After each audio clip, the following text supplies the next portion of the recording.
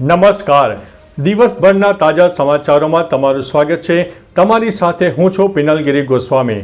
સમાચારો વિસ્તારથી જાણીએ એ પહેલા મહત્વના સમાચારો ઉપર એક નજર. નમસ્કાર મિત્રો, મહત્વની હેડલાઇન્સ ઉપર નજર નાખીએ તો તાપી જિલ્લામાં માંડલ ટોલ નાકા પર સ્થાનિકોનું આંદોલન. ગરમીમાં વધારો થતાં પાણીની માંગ વધી છે. વિધાનસભા પહોંચે એ પહેલાં પીટી ટીચરોની ટીંગાટોળી થઈ હતી. પેરોડી ગીત કેસમાં કૃણાલને બીજું સમન્સ મળ્યું છે. યુપીઆઈ અને એટીએમ દ્વારા પીએફના પૈસા ઉપાડી શકાશે.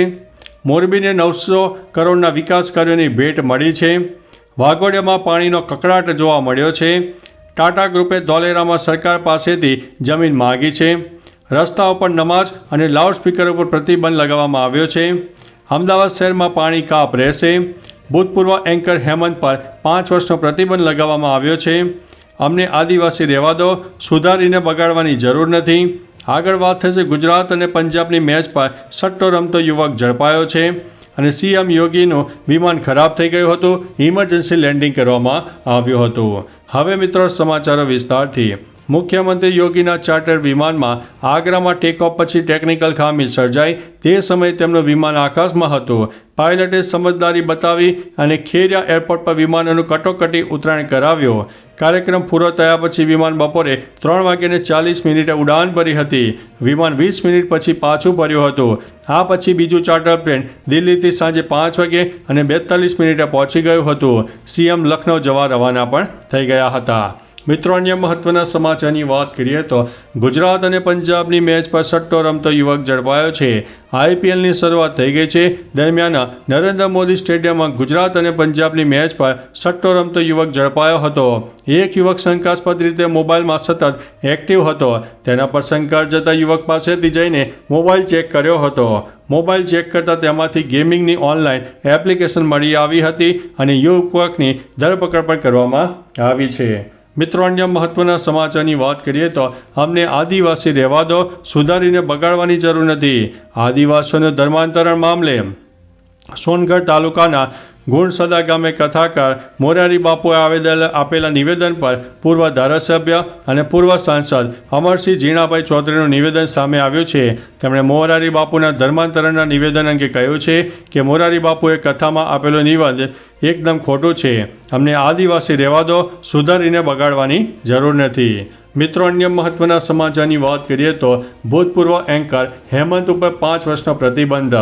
સેબીએ CNBC આવાજ ચેનલના ભૂતપૂર્વ એન્કર હેમંત ધાઈ પર શેરબજારમાં 5 વર્ષ માટે પ્રતિબંધ મૂક્યો છે.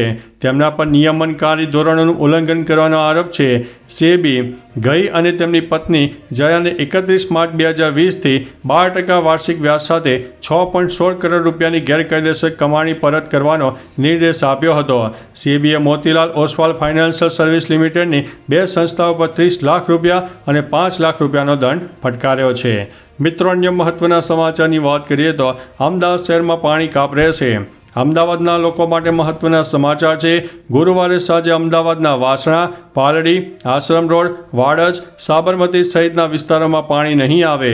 સાબરમતી બ્રિજ નીચે ટ્રંક લાઇનનું રિપેર કામગીરી ચાલતી હોવાથી પાણીનો કાપ રહેશે. એર વાલ્વની પાઇપમાં થયેલા લીકેજ રિપેર કરવામાં આવશે. 28 માર્ચના રોજ સવાર અને સાંજનો પાણીનો પુરવઠો પાણીના ઉપલબ્ધ જથ્થા મુજબ આપવામાં આવશે. મિત્રો, અન્ય મહત્વના સમાચારની વાત કરીએ તો રસ્તાઓ પર નમાજ અને લાઉડસ્પીકર ઉપર પ્રતિબંધ. સંભલમાં પોલીસ અને વહીવટીતંત્રએ ઈદની નમાજ માટે કડક તૈયારીઓ શરૂ કરી છે. યોગી સરકારે 2 મહત્વપૂર્ણ નિયમો લાગુ કરવાનો આદેશ આપ્યો હતો. સંભલના એએસપી શ્રી ચંદ્રએ સ્પષ્ટતા કરી છે કે ઈદ દરમિયાન રસ્તાઓ પર અને છત પર નમાજ પઢવાની પરવાનગી આપવામાં આવશે નહીં. લાઉડસ્પીકરના ઉપયોગ ઉપર સંપૂર્ણપણે પ્રતિબંધ રહેશે. નમાજ ઈદગાહ અને મસ્જિદોની અંદર અદા કરવામાં આવશે. મિત્રો, અન્ય મહત્વના સમાચારની વાત કરીએ તો ટાટા ગ્રુપે ધોલેરામાં સરકાર પાસેથી જમીનની માગણી કરી. ટાટા ગ્રુપ અને તાઇવાની કંપની પાવરચિપ સેમિકન્ડક્ટર મેન્યુફેક્ચરિંગ કોર્પોરેશન ગુજરાતના ધોલેરામાં સેમિકન્ડક્ટર ફેબ્રિકેશન સુવિધા બનાવવા પર કામ કરી રહ્યા છે. આ મેગા સેમિકન્ડક્ટર ચિપ પ્લાન્ટને વધુ વિસ્તૃત કરવા માટે ટાટા ગ્રુપે ગુજરાત સરકાર પાસેથી 80 એકર જમીન માગી છે. બિઝનેસ સ્ટાર્ટરમાં રિપોર્ટમાં આ માહિતી આપવામાં આવી છે.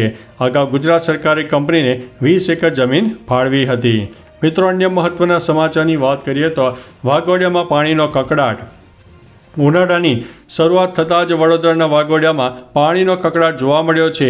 વાઘોડિયા નગરપાલિકામાં પાણીની સમસ્યાને લઈને મહિલાઓએ માટલા ફોડીને વિરોધ નોંધાવ્યો હતો.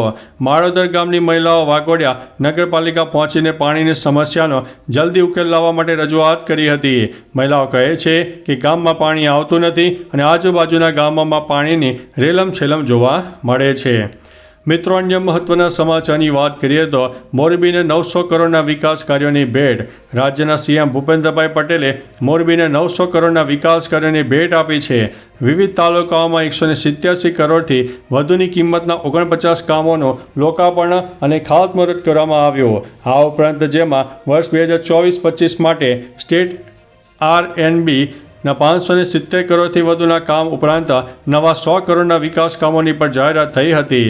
કાર્યક્રમમાં ધારાસભ્ય કાંતિ અમૃતિયા, જીતુ સોમાણી, પ્રકાશ વરમોરા સહિતના નેતાઓ પણ ઉપસ્થિત રહ્યા હતા. મિત્રો, અન્ય મહત્વના સમાચારની વાત કરીએ તો યુપીઆઈ અને એટીએમ દ્વારા પીએફના પૈસા ઉપાડી શકાશે. ઈપીએફઓ સભ્ય ટૂંક સમયમાં જ યુપીઆઈ અને એટીએમ દ્વારા પીએફના પૈસા ઉપાડી શકશે. તેની મર્યાદા 1 લાખ સુધીની રહેશે. આ સુવિધા મે મહિનાના અંત અથવા તો જૂનની શરૂઆતમાં થઈ શકે છે. શ્રમ અને રોજગાર મંત્રાલયના સચિવ સુમિતા દાવરાએ જણાવ્યું હતું કે આ માટે કર્મચારીઓને ડેબિટ કાર્ડની જેમ ઈપીએફઓ ઉપાડ કાર્ડ આપવામાં આવશે. આનાથી તેઓ તાત્કાલિક એટીએમમાંથી પૈસા ઉપાડી શકશે. મિત્રો, અન્ય મહત્વના સમાચારની વાત કરીએ તો પેરોડી ગીત કેસમાં કૃણાલને બીજો સમન્સ. મહારાષ્ટ્રના નાયબ મુખ્યમંત્રી એકનાથ શિંદે પર પેરોડી ગીત બનાવવા બદલ પોલીસે હાસ્ય કલાકાર કૃણાલ કામરાને બીજું સમન્સ પાઠવ્યું છે. કૃણાલ પહેલો સમન્સ પર હાજર થયો ન હતો અને તેણે 1 અઠવાડિયાનો સમય માગ્યો હતો, પરંતુ પોલીસે સમય આપવાનો ઇનકાર કર્યો હતો. દરમિયાન કૃણાલે આરોપ લગાવ્યો છે કે તેને 500થી વધુ ધમકીભર્યા ફોન આવ્યા, જેમાંથી તેને જાનથી મારી નાખવાની ધમકી આપવામાં આવી હતી. મિત્રો, અન્ય મહત્વના સમાચારની વાત કરીએ તો વિધાનસભા પહોંચે તે પહેલાં પીટી ટીચરોની ટીંગાટોળી. છેલ્લા ઘણા સમયથી રાજ્યના વ્યાયામ શિક્ષકો કાયમી ભરતીને લઈને ધરણા અને વિરોધ પ્રદર્શન કરી રહ્યા છે. ઉપરાંત ગઈકાલે પણ વ્યાયામ શિક્ષકો રામકથા મેદાનમાં વિરોધ પ્રદર્શન સાથે એકઠા થયા હતા. જોકે આ દરમિયાન આંદોલનકારીઓ વિધાનસભા પહોંચે એ પહેલાં જ પોલીસે તેમની ટીંગાટોળી કરીને અટકાયત કરી હતી. પોલીસ સાથે ઉગ્ર ઘર્ષણ થતાં વ્યાયામ શિક્ષકોની અટકાયત પણ કરવામાં આવી હતી. મિત્રો, અન્ય મહત્વના સમાચારની વાત કરીએ તો ગરમીમાં વધારો થતાં પાણીની માગ. ઉનાળાની શરૂઆતમાં જ સમગ્ર સૌરાષ્ટ્રમાં ગરમીનો પ્રકોપ વધ્યો છે. ગરમીમાં વધારો થતાં પાણીની માગ પણ વધી છે. બીજી તરફ હાલ સૌરાષ્ટ્રમાં 141 ડેમમાં માત્ર 50% પાણીનો જથ્થો હોવાથી આગામી સમયમાં હવે પાણીની મુશ્કેલી સર્જાય તેવી પરિસ્થિતિનું નિર્માણ થશે. જોકે હાલ રાજકોટ જિલ્લામાં 26 ડેમોમાં પાણીનો પર્યાપ્ત જથ્થો ઉપલબ્ધ હોવાથી કોઈ મુશ્કેલી પણ ઊભી થવાની નથી તેવો દાવો રાજકોટ જિલ્લા પંચાયતના નાયબ કાર્યકાર ઇજનેરે પણ કર્યો છે. મિત્રો, અન્ય મહત્વના સમાચારની વાત કરીએ તો માંડલ ટોલ નાકા પર સ્થાનિકોનું આંદોલન. તાપી જિલ્લાના હજીરા દુલિયા નેશનલ હાઈવે 53 પર આવેલા માંડલ ટોલ નાકા પર સ્થાનિકોએ આંદોલન કર્યું. સ્થાનિક રહીશોએ ટોલ ટેક્સમાંથી મુક્તિની માગ સાથે ટોલ નાકાનો ઘેરાવો કર્યો અને 2 કલાક સુધી ધરણા યોજ્યા હતા. તેમણે ચેતવણી આપી હતી કે જો માગણી નહીં સ્વીકારાય તો નેશનલ હાઈવે ચક્કાજામ કરાશે. આંદોલનને કારણે નેશનલ હાઈવે પર 20 કિલોમીટર સુધી વાહનોની લાંબી કતારો પણ લાગી ગઈ હતી. તો ચાલો મિત્રો, ફરીથી દેશ અને દુનિયાના સુપરફાસ્ટ સમાચાર લઈને મળતા રહીશો. ત્યાં સુધી અમને રજા આપશો. નમસ્તે.